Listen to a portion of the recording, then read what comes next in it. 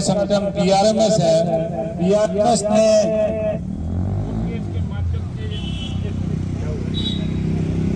जो हमारे हितों की रक्षा करे और हर 6 साल बाद उनको इस चुनाव में जाना पड़े। कि अब से पहले हमारी जो एसोसिएशन है उसको दोनों ट्रेड यूनियन करने का काम करती थी, लेकिन जब से ये चुनाव की प्रक्रियाएं शुरू हुई हैं तब से हर ट्रेड यूनियन हमारी के पदाधिकारी हैं उनका समर्थन हासिल करने के लिए तत्पर रहती है। अभी पूरे देश के अंदर निश्चित रूप से जिन मुद्दों के ऊपर वो ट्रेड यूनियन खरी नहीं उतरी अभी तक, उन मुद्दों पर ये ट्रेड यूनियन काम करेगी। और ये भरोसा हमें इसलिए भी है क्योंकि हम इसको समर्थन की घोषणा करके और पूरे हमारे हक और अधिकारों की रक्षा करें, हमारे हक और अधिकारों के साथ खिलवाड़ नहीं करें, और जो ट्रेड यूनियन कर रही है मान्यता प्राप्त अभी वैसा ये नहीं करें।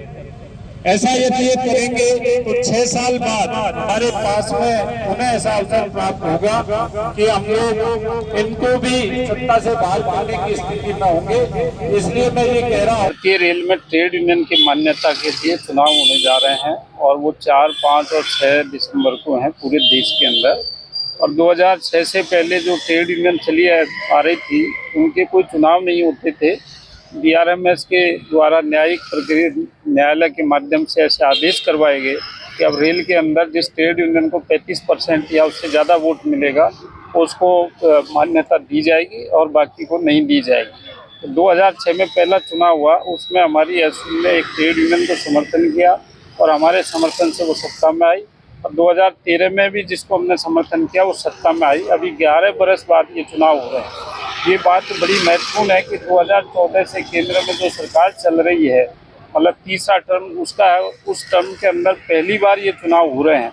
और इस चुनाव में all India SC/ST railway employees association के समर्थन करने से लोगों में ज़बरदस्त जोश है। और आपको मालूम है कि SC/ST एसोसिएशन का जो 25% के आसपास वोट है, 22.5% रिजर्वेशन है और प्लस और मिला करके तो वो 25% से 30% वोट और बीआरएमएस का वोट मिला करके 40-45% वोट बीआरएमएस को मिलने वाला है और उसको मान्यता निश्चित रूप से मिलेगी।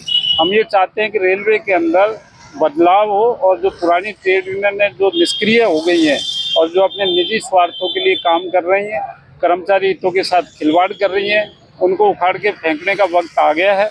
और जो नई ट्रेड यूनियन जो वैचारिक रूप से कर्मचारी हित में काम करने के लिए तत्पर है उसको अब आगे लाया जाए ताकि वो सरकार के साथ तालमेल बैठा करके काम करे।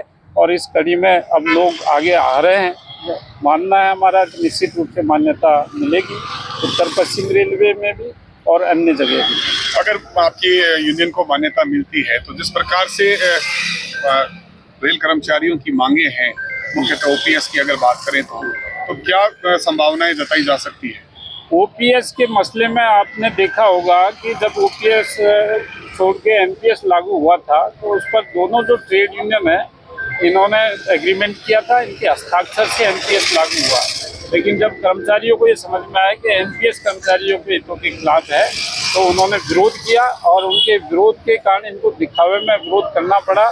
लेकिन जब वक्त निर्णय करने का आया तो इन लोगों ने एक नया यूपीएस का फंडा लाए और यूपीएस के ऊपर भी इन्होंने हस्ताक्षर करे हैं। प्रधानमंत्री जी के साथ में इन्होंने फोटो खिंचवाए हैं और उसके बाद में खुलेआम इन्होंने जश्न मनाए हैं। तो इससे कर्मचारियों में भारी रोष व्याप्त है।